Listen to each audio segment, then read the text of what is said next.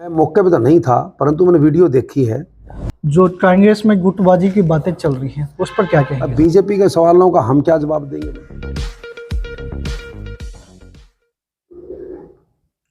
नमस्कार, आप देख रहे हैं न्यूज आपके साथ।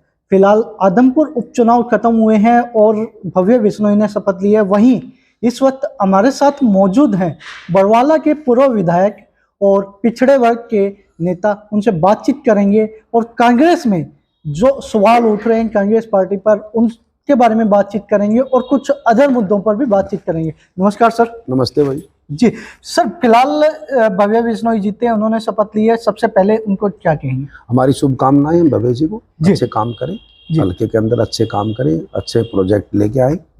जो जनता ने जिस विश्वास के साथ उनको जिताया उस पर खरे उतरे। जी, फिलहाल जो 26 सालों से गड्ढे नहीं भरे हैं, क्या 3-1.5 साल में भर देंगे? नहीं, वो तो देखो 26 साल से देखो कुलदीप जी और इनका परिवार ही वहाँ से विधानसभा का चुनाव लड़ा, हर बार जीते भी हैं। उन्होंने काम कराने चाहिए थे, वो तो देखो। जी, फिलहाल बात करें कांग्रेस पार्टी की, तो कांग्रेस पार्टी को कहे जा रहा है कि हारने के कई कारण बताए जा रहे हैं। क्या कांग्रेस पार्टी की वाकई में ये हार है? ना, कांग्रेस पार्टी को हार नहीं है। कांग्रेस पार्टी ने बढ़िया अच्छे तरीके से चुनाव लड़े हैं और हमारे नेता चौधरी भूपेंद्र सिंह जी हुड्डा के नेतृत्व में बड़ा अच्छा चुनाव लड़ेगा। चौधरी उदय भान जी के नेतृत्व में अच्छा चुनाव लड़ेगा। जो कांग्रेस में गुटबाजी की बातें चल रही हैं उस पर क्या कहेंगे सर? गुटबाजी है ही नहीं। कांग्रेस पार्टी के अंदर हजारों कार्यकर्ता और हजारों के करीब नेता सब कांग्रेस पार्टी के आदमपुर के अंदर चुनाव प्रचार के अंदर थे और सभी ने दिल लगा के मेहनत करी है सबने, जब भी तो 52,000 वोट आए। जी। आज से पहले कभी भी चौधरी भजनलाल जी का परिवार जितनी बारी चुनाव लड़े हैं उसके खिलाफ में अगर 52,000 वोट पड़े तो बात करो। जी। एक आदमी अगर 52,000 वोट आए तो बताओ, हमारी हार मान लेंगे।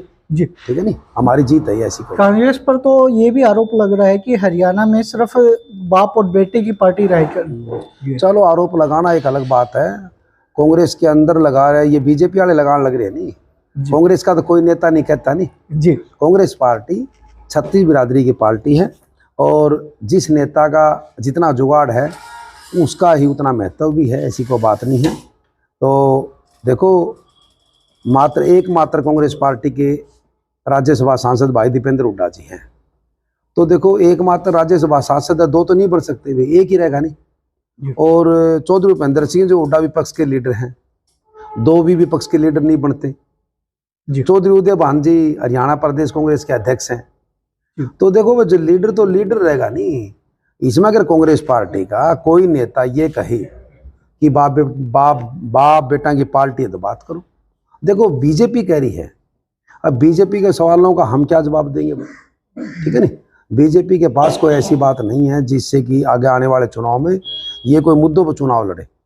चुनाव मुद्दों पर लड़ता है, चुनाव ये नहीं है कि मान ले विपक्ष के नेताओं के ऊपर कीचड़ उछाले, कोई ऐसी बात नहीं। जी, फिलहाल बात करें, आप पिछड़े वर्ग के नेता हैं तो पिछड़े वर्ग की बात करते हैं। सबसे पहले तो आदमपुर उपचुनाव में पिछड़े वर्ग का जो समर्थन मिला है वो लगभग कितना मिला है आपको? पिछड़े वर्ग का देखो, मैं आपको जहाँ पर जब कोई वोट बैंक किसी गांव में अगर जिस बिरादरी का ज़्यादा होगा तो वहीं से ही उसका डाटा उठाया जाता है।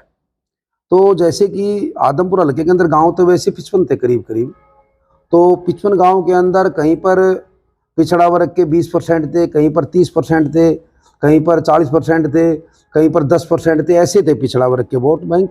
एक बाकी मोहब्बतपुर ढाणी एक ऐसा गांव था जहाँ पर 90% 95% वोट SC BC के थे उस गांव के अंदर।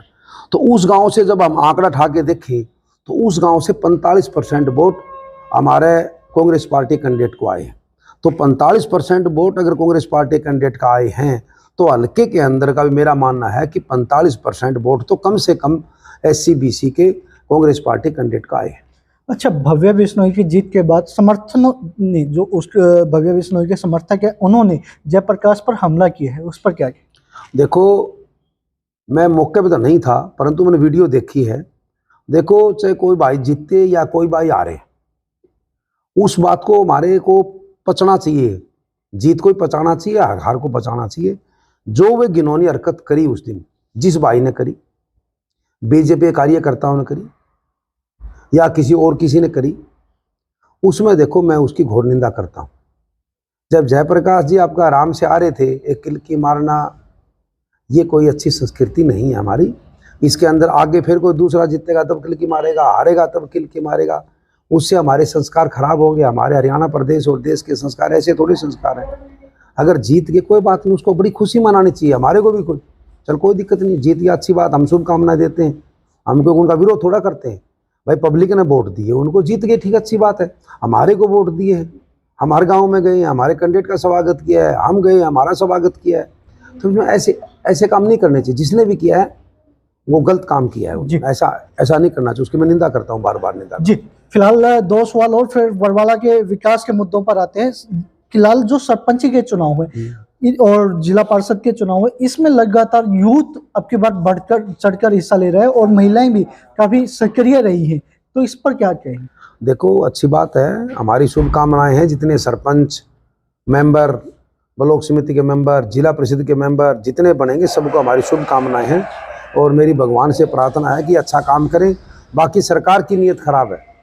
सरकार ने देखो 2.5 साल हो गए चुनाव ही नहीं कराए। हरियाणा प्रदेश को जो गांव के जो मुखिया होते हैं, उनके हाथ में बागडोर नहीं थी। बागडोर ना होने की वजह सरकारी कर्मचारियों और अधिकारियों का हाथ में बागडोर रही, उससे गांव का जो विकास होना था वो पीछे रह गया। विकास के सवाल से पहले मैं एक सवाल और करूंगा जो गुजरात चुनाव में बहुत अहम है। गुजरात चुनाव में भूपेंद्र जी हुड्डा जी जो स्टार प्रचारक भी रहेंगे, लेकिन एक सवाल कहीं ना कहीं उभरता है मुरबी, जहां पर पुल टूटा था, तो उस हादसे को लेकर अभी तक आपने जो तस्वीरें देखी हैं, जो वो हादसा था, वहां पर किसकी गलती आपको साफ नजर आ रही? गलती तो देखो जो अधिकारी होते हैं, सबसे पहले देखो उन्हीं गलती होती है। अधिकारियों को हर चीज़ का ध्यान रखना चाहिए। और फिर जिसकी भी सरकार है, मुख्यमंत्री हैं, मंत्री हैं, उनकी देखो उन्होंने इस चीज़ का ध्यान रखना चाहिए था। भाई ये कैसे घटना घटी है, वहाँ पर बहुत एक दुखद घटना घटी है। उसमें सरकार को, कोई भी सरकार, उसको सबक लेना चाहिए ताकि आगे भविष्य में ऐसी गलती ना हो। जी, वापस बरवाला पे आते हैं। बरवाला में विकास की बात करें तो पिछले सालों से इस इलेक्शन में जो जेजेपी के मंत्री हैं, वहाँ पे विधायक हैं, तो उन्होंने क्या विकास करवाया है? देखो विकास तो बताएगी जनता, मैं क्या बताऊंगा। बाकी मैं ये बताना चाहता हूँ, बरवाड़ा 8 साल के अंदर 100 साल पीछे धकेल दिया इन लोगों ने। जी, इससे पहले भी लोकदल का विधायक बना था, आज जेजेपी का विधायक है और बीजेपी के समर्थन में सरकार चल रही है। बरवाड़ा में कोई विकास नाम की चीज़ नहीं, विनाश हो गया। चाहे बरवाड़ा की बात करें, चाहे बरवाड़ा के जितने गांव हैं उनकी बात करें, चाहे हमारे मील गेट की बात करें। मील गेट के बारे में रोज़ धरने प्रदर्शन हुआ है जी। ना कोई सीवरेज की व्यवस्था है। कप्तान स्कूल के पास 8 साल से लगातार ये कह रहे हैं कि हम करवाएंगे। 8 साल में कोई काम नहीं हुआ।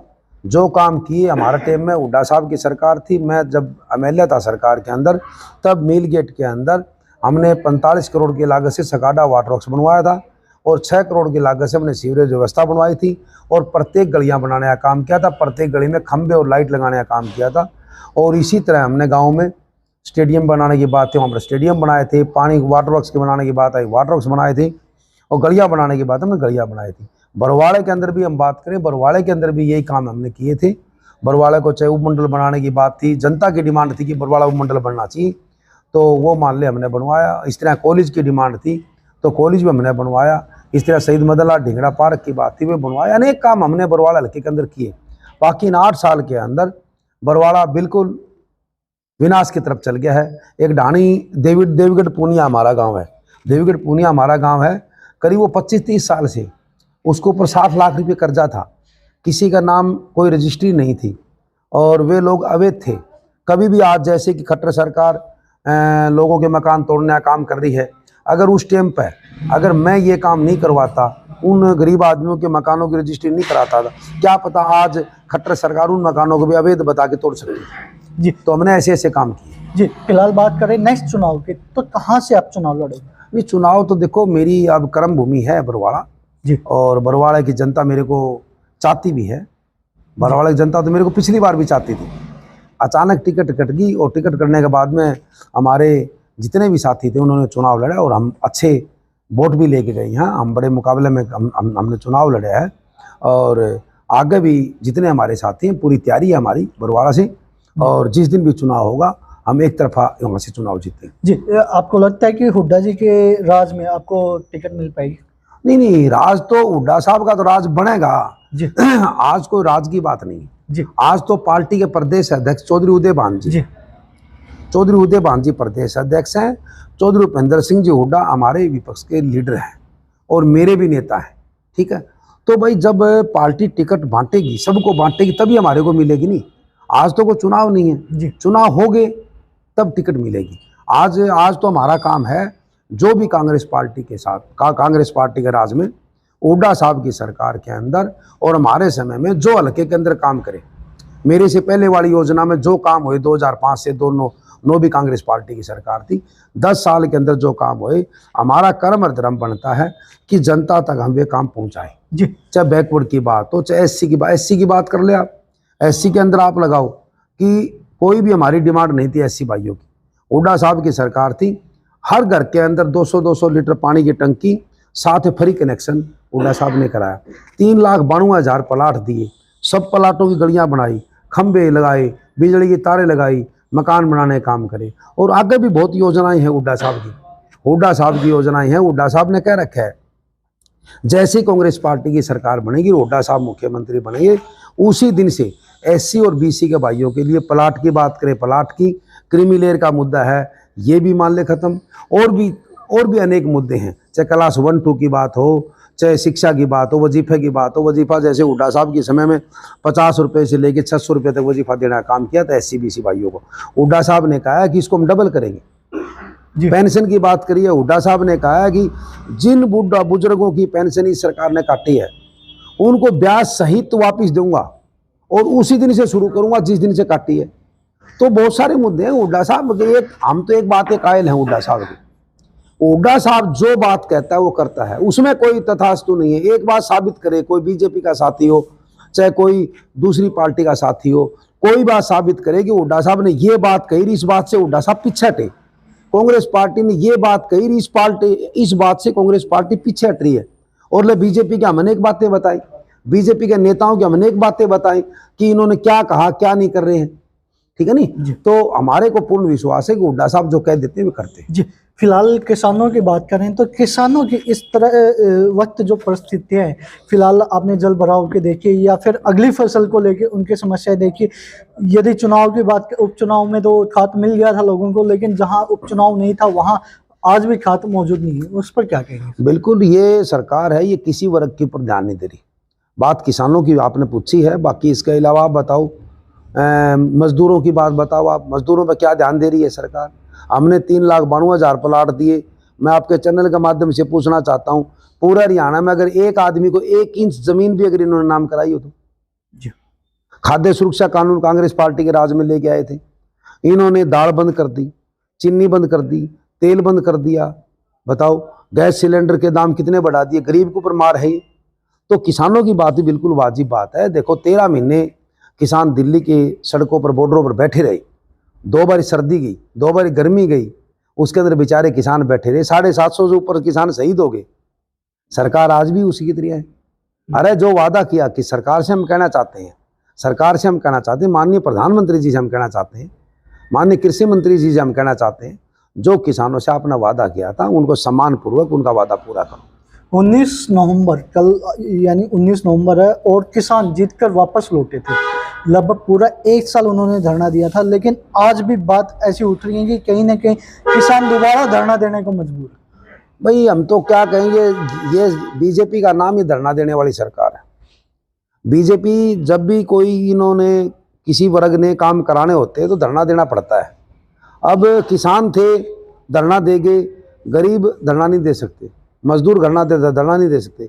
तो किसानों ने धरना दिया, चलो प्रधानमंत्री जी की बात पर विश्वास कर लिया उन्होंने, तो उस विश्वास को तो प्रधानमंत्री जी खरा तो उतरे नहीं। मेरी बात तो ये है, जो वादे भरी है उनको तुरंत प्रभाव से लागू करना चाहिए था। इन्होंने किसानों की एमएसपी की बात करी थी, इन लोगों ने जितने मुकदमे लगाए थे उन्होंने खारिज करने की बात करी थी, और बहुत सारे मुद्दे थे। तो मेरा मानना, मेरी प्रधानमंत्री जी से यही प्रार्थना है कि जो वादे आपने किसानों से किए हैं उन वादों को पूरा करें। जी, मेरा आखिरी सवाल सर, जो गुजरात में चुनाव होने वाले हैं उस पर क्या? गुजरात में चुनाव होने वाले हैं, गुजरात और हिमाचल के अंदर हम कांग्रेस पार्टी की सरकार बनाएंगे। पूर्ण बहुमत से सरकार बनेगी। जी फिलहाल आपने देखी विभिन्न मुद्दों पर हमने बात की बरवाला के पूर्व विधायक और पिछड़े वर्ग के नेता